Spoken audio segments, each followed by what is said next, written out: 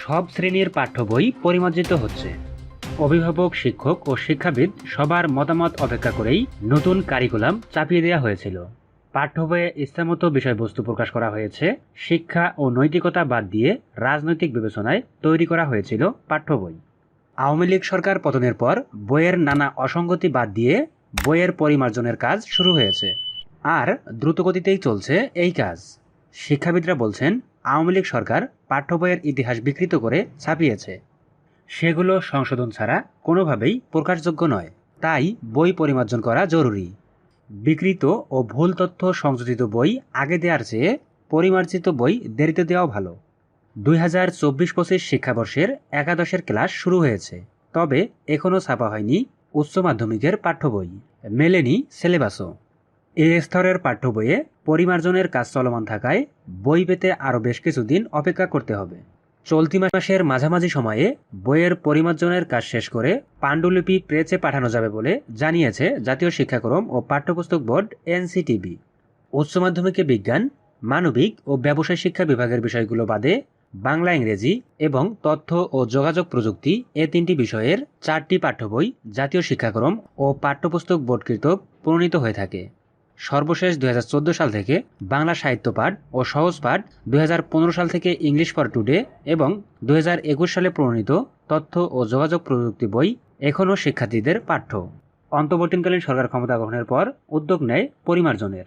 বাংলা বইয়ের কাজ শেষ হলেও বাকি এখনও ইংরেজি ও আইসিটি। জাতীয় শিক্ষাক্রম ও পাঠ্যপুস্তক বোর্ডের চেয়ারম্যান AKM রিয়াজুল হাসান বলেন, আমাদের নতুন শিক্ষাক্রমের বইও প্রস্তুত আছে। কন্টেন্টের কিছু বিষয় পরিবর্তন হবে। চলমান শিক্ষাক্রমের বইয়ের সেন্সিটিভ বিষয়গুলো বাদ দেওয়ার জন্য একটি টিম কাজ করছে। বইয়ের প্রচ্ছদ সহ ভেতরের ছবি অনেক কিছুই পরিবর্তন করতে হবে। যারা শিক্ষাক্রম বিষয়ে কথা বলেছেন, ঢাকা বিশ্ববিদ্যালয় সহ বিভিন্ন শিক্ষা প্রতিষ্ঠানের শিক্ষকরাও এ পরিমার্জনের কাজে জড়িত রয়েছেন।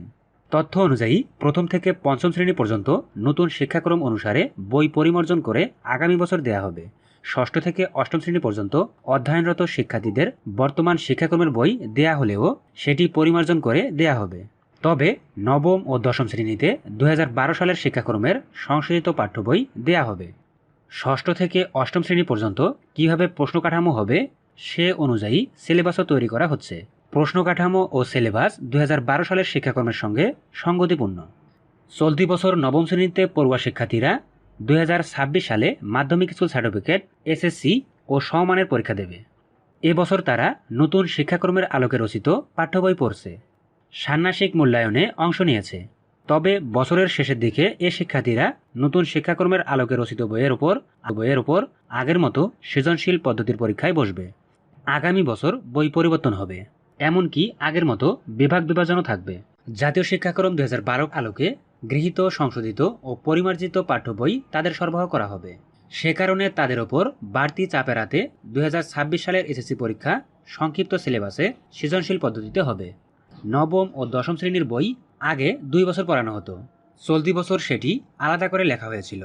আগামী বছর থেকে দশম শ্রেণীতে নতুন শিক্ষাক্রমের বই যাওয়ার কথা ছিল। তবে নবম শ্রেণীর শিক্ষার্থীরা চলতি বছর নতুন শিক্ষাক্রমের বই পড়ছে। আগামী বছর তারা পড়বে আগের শিক্ষাক্রমের বই। NTRC এর চেয়ারম্যান বলেন, আগামী বছর যারা দশম শ্রেণীতে উঠবে তারা পুরনো শিক্ষাক্রমের বই পড়বে। তাদের যে ঘাটতি হয়েছে সেটি আমরা সিলেবাস কমিয়ে বা অন্য কোনো উপায়ে পরীক্ষা নেব। এখন যে বার্ষিক পরীক্ষা হবে, থিওরিক্যাল যে বিষয়গুলো কমানো হবে তা তো বর্তমান নতুন বইতেও আছে, পুরনো বইয়েও ছিল। এর সামঞ্জস্য আমরা নতুন একটি প্রশ্ন কাঠামো তৈরি করেছি।